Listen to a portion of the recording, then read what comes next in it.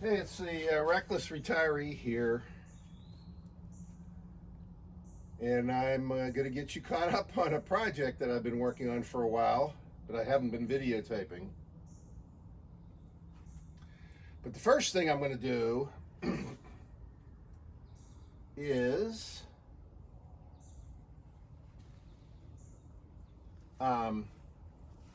this is my hydrogen system. This should have hydrogen in it. Yesterday I filled it with a bunch of aluminum and lye. It went crazy, bubbling, bubbling, bubbling. It should have filled up the 2 exercise balls in this can, this 55 gallon drum. I hope that's the case. I don't know. But to get it out, what I have to do is shut this valve to the reaction chamber, and then these 2 valves are open to the balls, and I'm going to pressurize the 55 gallon drum with pressurized air. And then this is a balloon that I already have partway filled with hydrogen, but it's been floating around for about, I don't know, maybe a week, and it needs more. So this is this balloon is a bad balloon. In other words, it was created poorly, because what they did was they sealed it, and when they sealed it at the valve where you're supposed to fill it, they did it too well, and you couldn't get anything through there. So I had to cut it off, and I put a valve from a tire stem in there, and it kind of works. It's kind of holding the gas in. I think it leaks a little bit at pressure, but anyway, the reason why I'm filling this Golden H with hydrogen is because I want it to float, obviously. Now, you'll see the wild and crazy thing I'm going to do with it after that. So, first of all, I have some pressure in this tank, and we'll see if it's enough to force the hydrogen out into the device. Okay, first of all, I have this hose, which is a bicycle tire filling up hose, which I've adapted to my system. And as you can see, it's hooked up to a bicycle tube because I thought it was leaking and I wanted to keep it from leaking. Hopefully that worked. All right, so here we go. I'm going to hook it up to this valve, and hopefully it doesn't leak the hydrogen out that's already in here.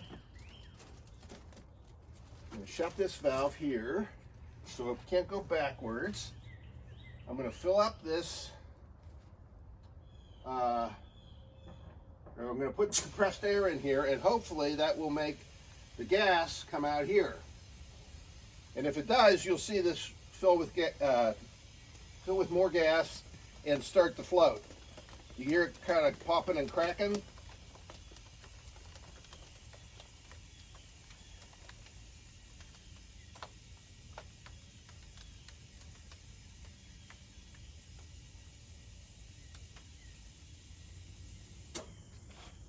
Okay, so this is leaking. I need to put that onto here. Keep it from leaking, plus I need to shut these valves to the balls. So this is completely full of hydrogen now. Unfortunately, it's not floating. So that's pretty weird. That's pretty weird. And it's not helpful. It's weird and it's not helpful, because I needed it to float so I could use it to dislodge an arrow that's in a tree. Okay, so now what is the next course of action? Well, I have this other Mylar balloon that's partially filled with helium that I gave to my wife at Mother's Day, and I was going to put hydrogen in it, but the problem is I don't have a way of adapting right at this instant this system to that balloon, so I'm going to have to rig that up. And then hopefully I'll fill this up all the way with hydrogen. It'll be partially helium, partially hydrogen. Hopefully it will float and be able to do what I needed to do. Well, the only way I can explain this thing not floating is that the system must have some air in it.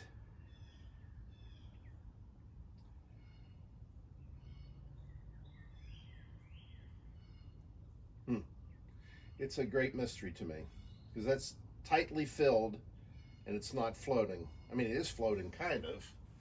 As you can see, it's standing on one leg, if you will, like this, because that leg weighs more because it has that valve in it. Oh my. Things never work out exactly the way you think they should. So I will adapt the system to fill up this balloon. Hopefully it will float well, and then I can use it for the purpose that I want to.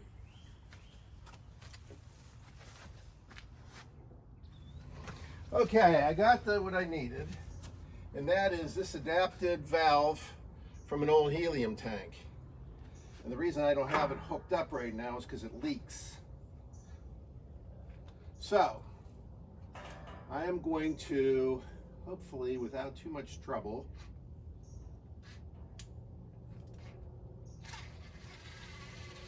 remove this hose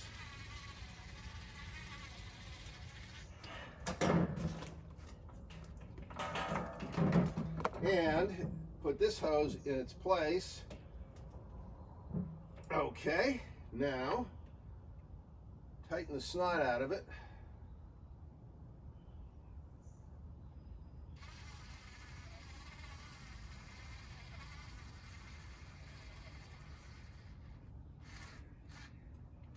Okay, I'm going to switch this into manual.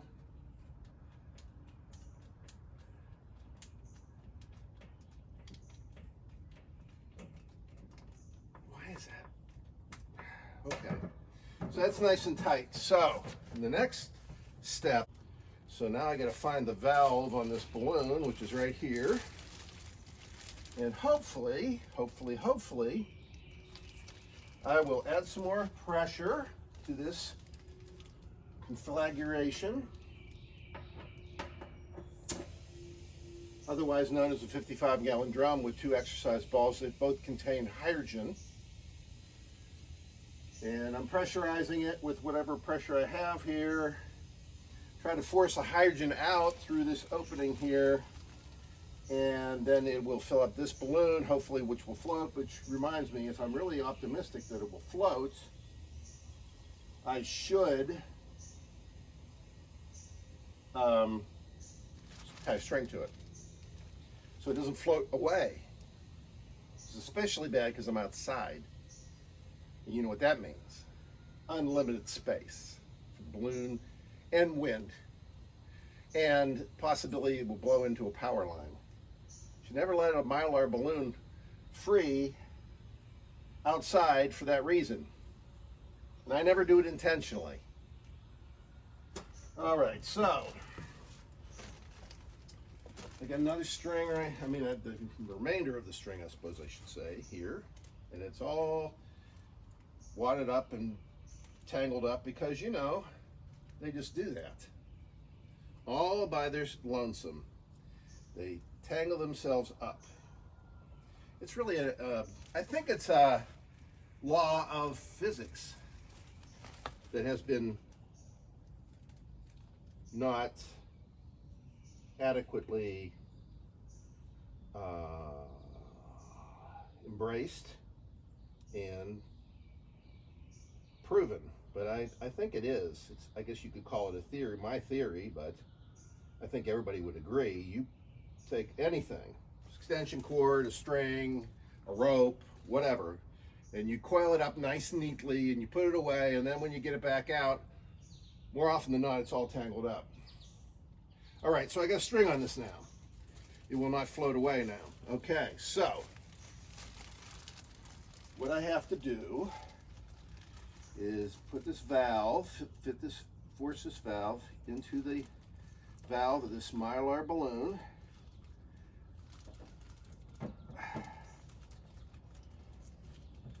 Okay, I think it's there. Open these valves, and I could feel gas is escaping into the balloon. Unfortunately, I think I need more pressure.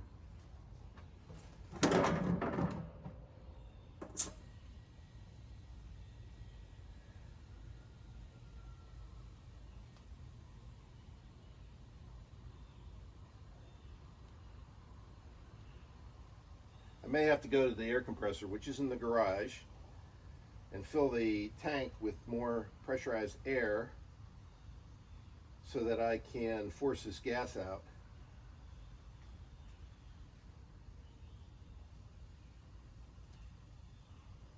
I mean, it's coming out just very slowly. Starting to float. You see it's starting to float? Maybe I'll just be patient and see if I can get enough gas out this way.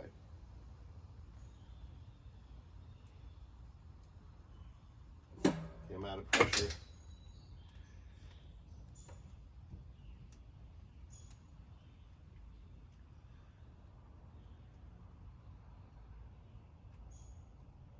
All right. This doesn't seem like it's going to, although it is floating now. I want to float with a lot more gusto. So I'm going to go fill this up. Okay, I got my tank filled up. In case you're wondering why I don't have the air compressor out here, I'm at my back shed. I don't have any power to it, but I have a long extension cord which won't handle the current of the air compressor. It'll run lights, but okay, it's floating way up there.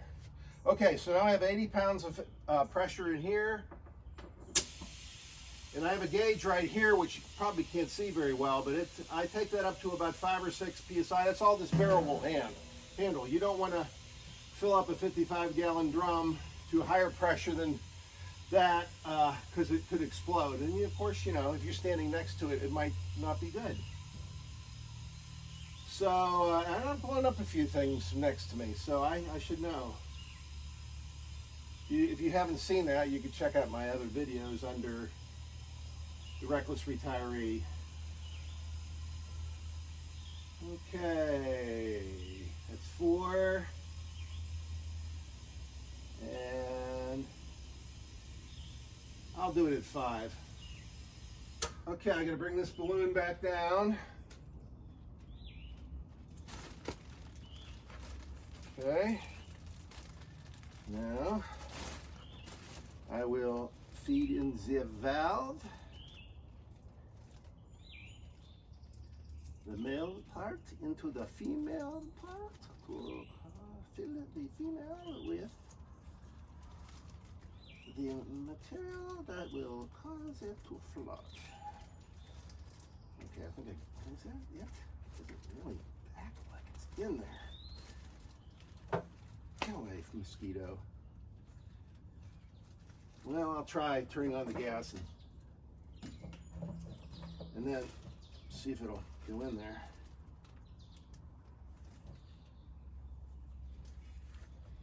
Tell if it's going in or not. You know, like when you go to the doctor and the nurse, or the phlebotomist. That's a great name, isn't it? When the phlebotomist sticks a needle in your arm. There we go. No, actually, it acts like it's not going in. Come on. Wet it a little bit, maybe that'll help it go in there better. You know, it works for other things. Oh my gosh, why is it giving me such grief? I think, okay, it's working now. I think. We'll see if the balloon fills up. Doesn't act like it's filling up. Does it? Yeah, it does.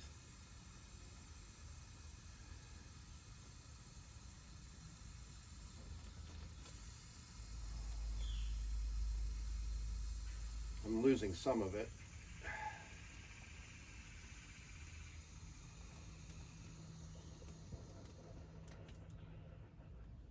I think I hit the end of the hydrogen in the thing, but it's got a pretty good buoyancy to it.